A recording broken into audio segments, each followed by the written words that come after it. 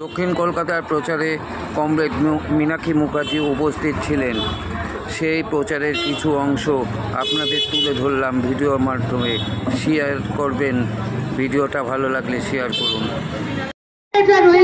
তারা আপনাদের সাথে জীবনভর আপনাদের বেঁচে থাকার জন্য যে লড়াইটা, সেই লড়াইটাতে আপনাদের সাথে থাকার জন্য আপনাদেরকে কথা দিচ্ছে। আর এই কথার খেলাফ অন্তত পক্ষে লাল ঝান্ডা করবে না, যে গরিব মানুষের সাথ থেকে তার হাত ছাড়িয়ে দিয়ে অনেকটা দূরে গিয়ে যায়। এতে যারা চুরি করে, যারা লুট করে, যারা দুর্নীতি করে, এটা তাদের কাজ হয়। যারা চুরি দুর্নীতি লুটের বিরুদ্ধে দাঁড়ায়, তারা মানুষের হাতটা ধরে।